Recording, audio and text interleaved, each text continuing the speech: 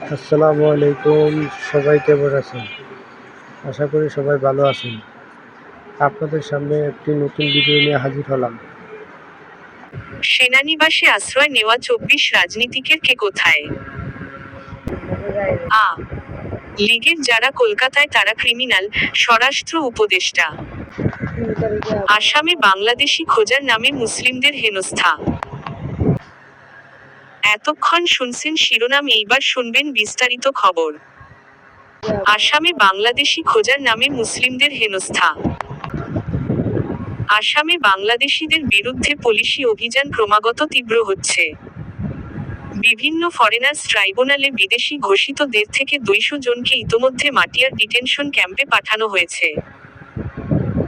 বিশেষ সূত্রে জানা গেছে, সাম্প্রতিক সময়ে ত্রিপুরা ও মেঘালয় সীমান্ত দিয়ে আসামে প্রবেশ করা প্রায় ১৫০ বাংলাদেশি অনুপ্রবেশকারীকে বিএসএফের হাতে তুলে দেয়া হয়েছে।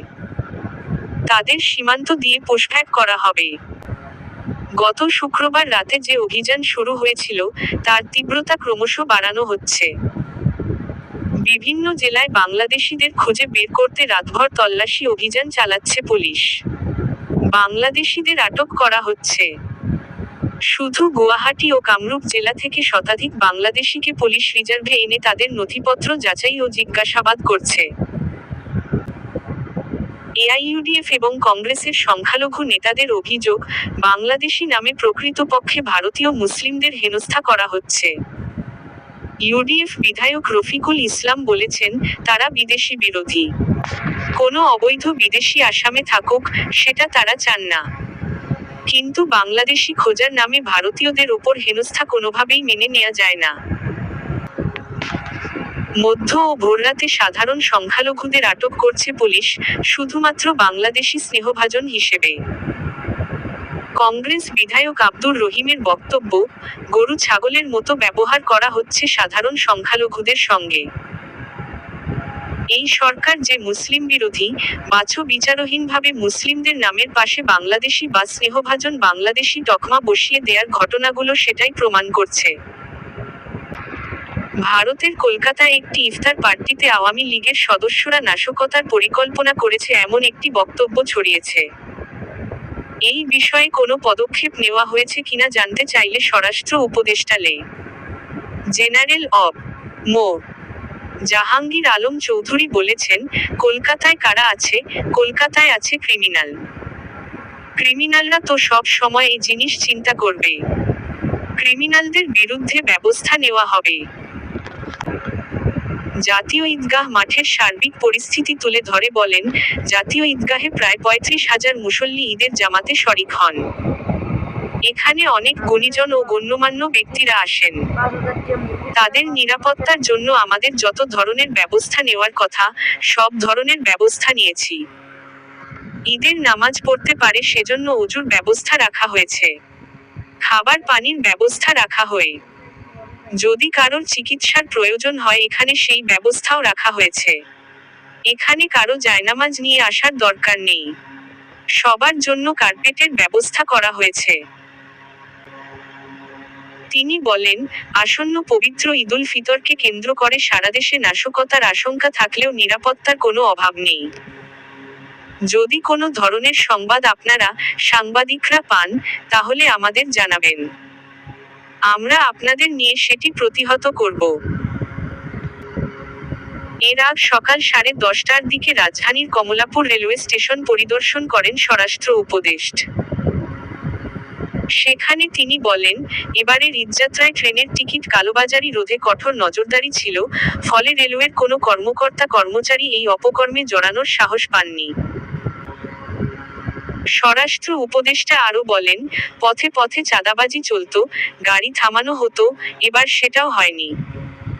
কেউ এটি করার সাহস বা সুযোগ পায়নি। আইনশৃঙ্খলা রক্ষাকারী বাহিনীর সদস্যরা দায়িত্ব পালনে সচেষ্ট ছিলেন এবং নির্দেশনা অনুযায়ী কাজ করেছেন।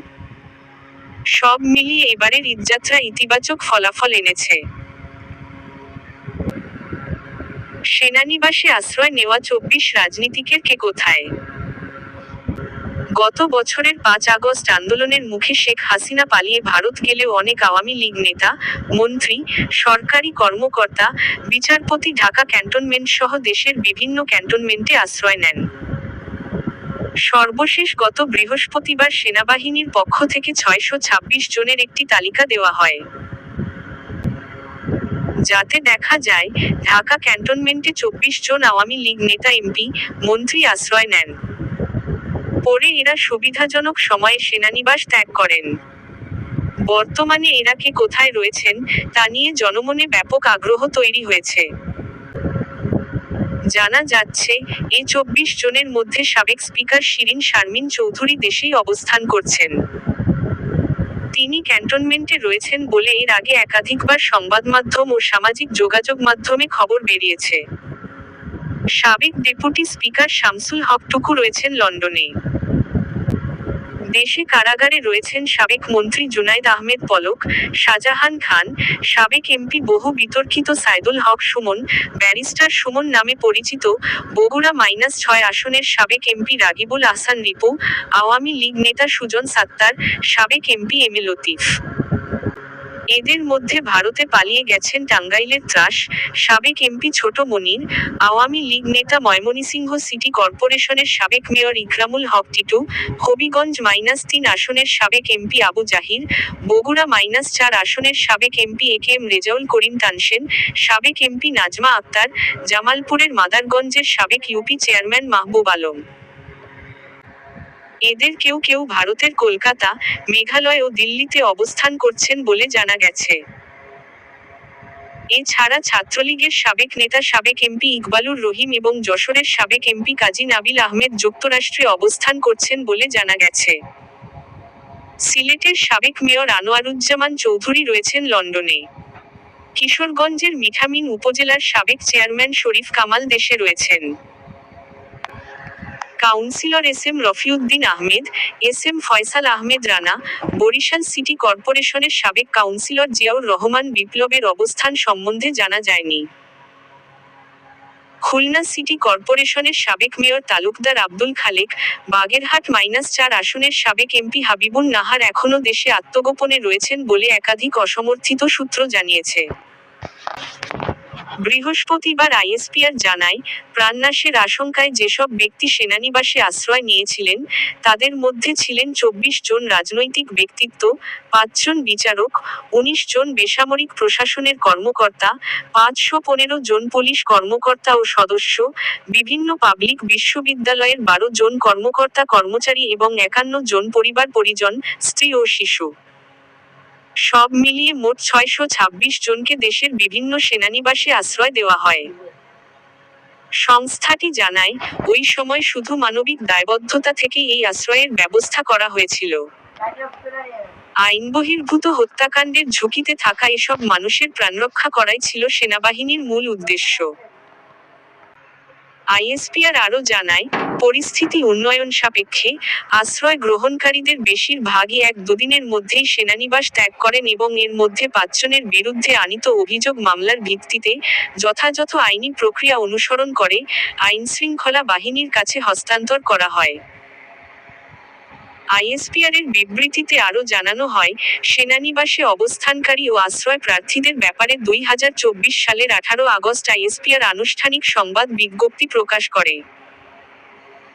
একই দিন ১৯৩ জন ব্যক্তির একটি তালিকা, ৪৩২ জন সাধারণ পুলিশ সদস্য ও একজন এনএসআই সদস্য ব্যতীত, স্বরাষ্ট্র মন্ত্রণালয়ে পাঠানো হয়। যা ছিল একটি মীমাংসিত বিষয়। ভিডিওটা ভালো লাগলে সবাই লাইক, শেয়ার, কমেন্ট করে জানাবেন। এরকম ভিডিও নতুন পেতে চ্যানেলটা সাবস্ক্রাইব করবেন। সকলেই ধন্যবাদ।